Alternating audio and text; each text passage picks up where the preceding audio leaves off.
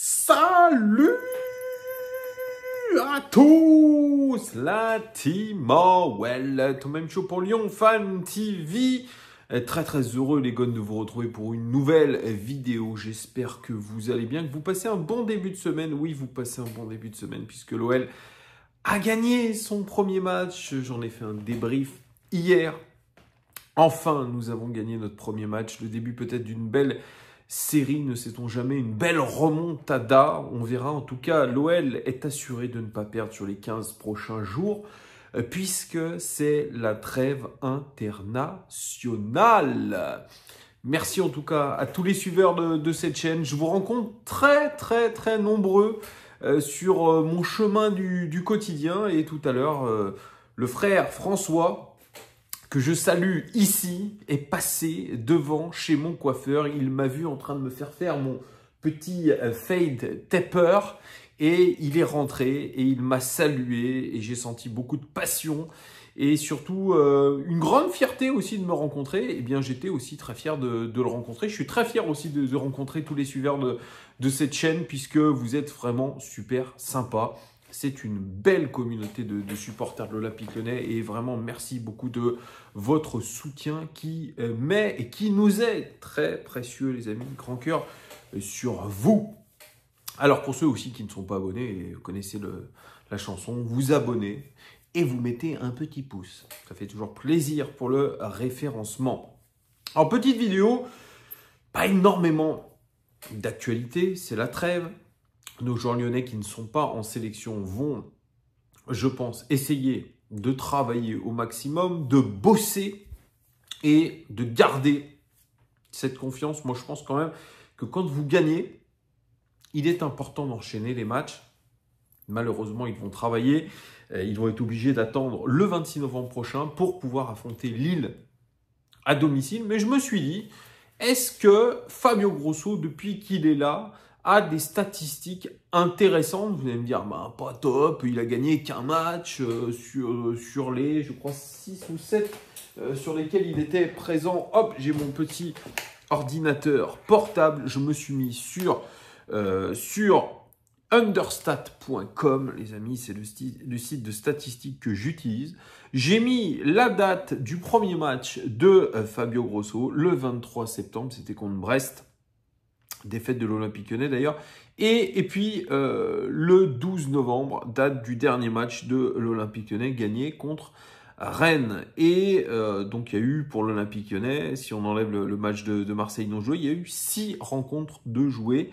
Et l'Olympique Lyonnais, eh bien, aurait dû avoir, enfin, a 5 points sur la période de Fabio Grosso. Il a eu 5 points, le cher Fabio Grosso, ce qui le place sur juste ce delta de temps, ce qui les place en milieu de classement, nos Lyonnais, donc pas dernier, mais milieu de classement. Et en termes d'expected points, eh bien, on devrait être 1, 2, 3, 4, 5, 6, 7, 8, 9e de ce championnat, avec 8 points, 8,46 même pour être beaucoup plus précis. Donc, on est en sous-performance. Ok, c'est intéressant à savoir, ce qui veut dire qu'on a quand même une certaine marge, un petit peu de manœuvre et de progression, surtout.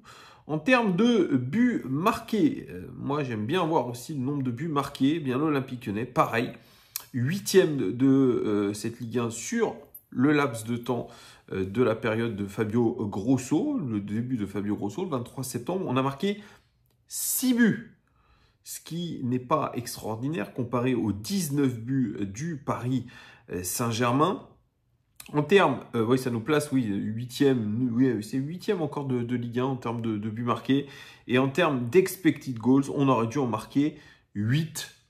Donc vous voyez, on est aussi en légère sous-performance. Donc ce qui est preuve qu'on doit faire mieux là-dessus. En termes de buts encaissés, alors là, ça se gâte un petit peu parce qu'on fait partie des pires défenses de Ligue 1 sur la période de Fabio Grosso. 6 buts encaissés quand même sur les 6 matchs, soit 1 but par match tout simplement. Et on aurait dû en encaisser 8. Donc on est en surperformance par rapport au nombre de buts que nous devrions réellement prendre, peut-être dû à un bon Anthony Lopez aussi. C'est peut-être ça, mais c'est une légère sous-performance. Par contre, ce qui est intéressant, c'est l'indice de pressing. Nous sommes à 7,53. On est le troisième pressing de Ligue 1 sur ce delta de temps. Le premier, c'est le PSG, deuxième, Monaco, et troisième, l'Olympique Lyonnais. Ça, c'est une vraie bonne chose, les amis. Alors, en termes de buteurs, hein, depuis le début de la saison, c'est pas incroyable. Je crois que c'est, oui, Alexandre Lacazette, 3 buts. Deuxième, Corentin Tolisso. Et puis après, c'est que, voilà, il n'y a que 3 buts pour Alexandre Lacazette qui reste quand même notre meilleur buteur. Donc, Fabio Grosso, comme je viens de vous le montrer, il a quand même, bon, alors c'est certes, c'est pas non plus un laps de temps énorme. Il n'y a que 6 matchs joués. Il n'y a qu'une victoire pour Fabio Grosso. Mais il y a un axe de progression assez intéressant peut-être à noter. Alors dans le jeu, comme je vous l'ai dit, moi j'ai pas vu vraiment de progrès du tout. Le match contre Rennes était une calamité en termes de jeu. Mais l'essentiel, c'est vraiment d'avoir gagné par tous les moyens. Et ce qu'on a pu voir, c'est que certains joueurs avaient un état d'esprit irréprochable. Et j'en veux pour preuve, j'en ai parlé, c'est Big Jake O'Brien, qui a montré vraiment qu'il avait envie, qu'il était motivé, qu'il était déterminé. Et finalement, ce fighting spirit à l'irlandaise, c'est exactement ce qui nous manquait à l'Olympique Lyonnais et ce qui manque à certains joueurs. Et lui, il l'a montré, il a vraiment acquis une place de titulaire. Il a même mis Dejan Lovren quand même sur le banc. Ce joueur qui avait donné une interview juste quand il est arrivé en disant « Moi, je veux qu'on me laisse ma chance, je veux montrer aux supporters de l'Olympique Lyonnais que je suis un combattant, que je suis déterminé, je vais très vite. » Tout ce qu'il a dit, ça s'est révélé vrai sur le terrain et puis il a marqué ce but salvateur contre Rennes qui nous permet de gagner notre premier match de Ligue 1. On a de la chance parce que, comme je l'ai dit, on est dans une Ligue 1 qui est très faible. C'est le cas d'année en année. L'espace entre les équipes, le niveau entre les équipes se resserre. Et il y avait d'ailleurs des questions à ce sujet avec notamment Didier Deschamps, Thierry Henry, les sélectionneurs des équipes de France, où on leur demandait le niveau de la Ligue 1. Est-ce qu'il était bon ou pas bon ? Didier Deschamps a dit pas forcément. Moi, je sélectionne quand même pas mal de joueurs de Ligue 1. Il y a des purges dans tous les championnats. Je suis d'accord avec lui. C'est vrai que ce n'est pas propre à la Ligue 1. Après, Thierry Henry n'avait pas le même avis en disant que oui, c'était compliqué la Ligue 1. C'est vrai qu'il y avait énormément de matchs pas bons, beaucoup d'erreurs techniques. Donc, je pense que la vérité se trouve un petit peu entre les deux. C'est un championnat compétitif, très solide. Mais quand on voit que l'Olympique Lyonnais, le pire Olympique Lyonnais du millénaire, comme certains le disent, se retrouve à 4 points des barrages et surtout à 8 points de la première place pour jouer une Coupe d'Europe, eh bien, on se dit que, franchement, voilà, on est finalement pas si largué que ça. Alors, moi, j'ai toujours été alarmiste depuis quelques temps, mais heureusement que ça n'avance pas très vite au-dessus de nous, malgré la victoire de Metz, malgré la victoire de Clermont.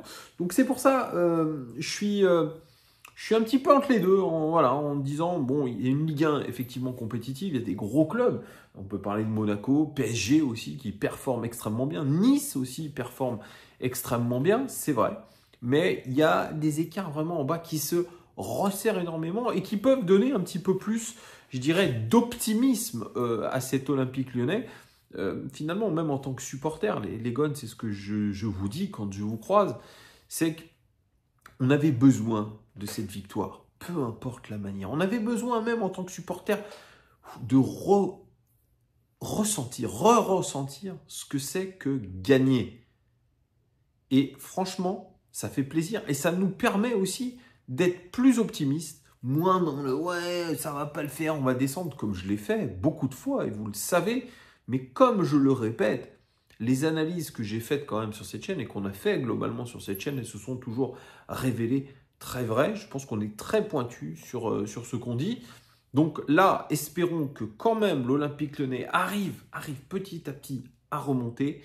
Et pourquoi pas faire une vraie grosse série de matchs, parce que le calendrier qui arrive est compliqué. Mais ne sait-on jamais, par rapport à cette confiance qui sera retrouvée. Mais on connaît aussi très très bien notre club. Il y a ça, ensuite il y a ça. C'est un club extrêmement irrégulier. Et là, il est finalement plutôt régulier dans la médiocrité ces derniers temps. Voilà, donc moi je me dis peut-être en regardant les statistiques avancées que il y a peut-être la lueur d'espoir, peut-être la lueur au bout du tunnel que voyait Fabio Grosso. Pour l'instant, c'est un court laps de temps. Il faudra un petit peu plus de temps pour évaluer tout ça. Mais en tout cas, tout le monde s'est donné un grand bol d'air. Sinon, j'aimerais vous parler de Jean-Michel Aulas. Il a encore ouvert son grand caquet, Jean-Michel Aulas, qui, lui, je crois qu'il gueule, aimerait bien lui enlever les 10 millions d'euros qu'il a eu en bonus parce qu'il a mal parlé des nouveaux propriétaires. Il leur a mis des bâtons dans les roues et depuis quelque temps, il est très docile sur les réseaux sociaux, sur X, où généralement il met beaucoup de commentaires très optimistes et très positifs, comme de par magie, comme de par miracle. Et là, il est aux 50 ans de l'INF Clairefontaine cet après-midi. Et puis, il a parlé de l'Olympique lyonnais, comme il en a si souvent l'habitude. Et il dit, c'est le cœur qui parle. Parce que, comme tous les supporters, on souffre énormément. On n'avait pas l'habitude, en plus, de se retrouver dans cette situation. C'est vrai que le succès de dimanche, quel qu'il soit, vient redonner l'envie, de l'espoir aux supporters. Et j'en suis sûr, de la volonté incroyable aux joueurs et à l'entraîneur de se sortir de ce mauvais pas. Il enchaîne, il dit « Sur le plan économique, le club n'est pas en danger car l'OL est l'une des plus belles réussites économiques de tous les clubs français et même européens. Il y a énormément d'actifs et ce qu'il faut, c'est de préserver les actifs. Mais sur le plan sportif, on a été en danger parce que pour le moment, la greffe n'a pas pris. Mais je suis persuadé que les nouveaux propriétaires vont s'interroger pour trouver les bonnes solutions. D'une part, en changeant probablement un certain nombre de choses organisationnelles. Et puis, on arrive à un mercato d'hiver qui va permettre, ce n'est pas moi qui le dis, c'est John Textor d'embaucher les éléments qui ont manqué à ses débuts de saison. Vous savez, c'est un drame personnel quand pendant 36 ans, vous avez œuvré, joué 1500-1600 matchs de première division chez les garçons, plusieurs centaines chez les féminines, 350 matchs européens chez les garçons et chez les filles. On a envie de continuer comme avant, donc je le vis mal. Mais ceci étant, il faut faire confiance aux nouveaux propriétaires. Je suis persuadé qu'après cette période un petit peu difficile, on va prendre les bonnes décisions, ce qui me permet de garder espoir. Alors, je suis ni optimiste ni pessimiste, mais je garde espoir. Eh bien, écoutez, le Jean-Michel Aulas qu'on connaît, le fameux « en même temps », ça vous rappelle quelqu'un? Bien oui, Emmanuel Macron, le fameux « en même temps », bien c'est Aulas qui nous fait du Macron avec du toujours en même temps. Et ce qu'on a envie de lui dire, et ce que Antoine des Éditos me disait dans un de ses messages, c'est qu'il me dit, mais il ne peut pas la fermer définitivement, on ne lui demande pas de l'ouvrir. S'il n'était pas content, il n'était pas obligé de vendre. Et oui, ça on l'a répété maintes et maintes fois sur cette chaîne, il n'était pas obligé de vendre Jean-Michel Aulas. Mais il a voulu faire du fric, il a eu du fric, donc maintenant qu'il assume, parce que la situation telle qu'elle est aujourd'hui, c'est de sa putain de faute. Donc moi j'en ai marre de ce mec, vous le savez, j'ai pas de réel respect pour l'homme qu'est Jean-Michel Aulas. Sûrement un superbe entrepreneur, c'est vrai, mais l'homme, moi je l'aime pas. J'ai pu voir ce qu'il en était personnellement et ses déclarations m'énervent. C'est un politicard de bas étage et il ferait mieux de passer à autre chose que de parler de notre club et surtout de son ancien club. Voilà, moi ça me saoule. Voilà. Dites-moi vous en commentaire ce que vous pensez de ce que je vous ai dit, notamment sur peut-être la légère embellie pour Fabio Grosso, et puis parlez-moi aussi de Jean-Michel Aulas. C'est tout ça en commentaire. Merci en tout cas de votre fidélité et à très vite. Ciao.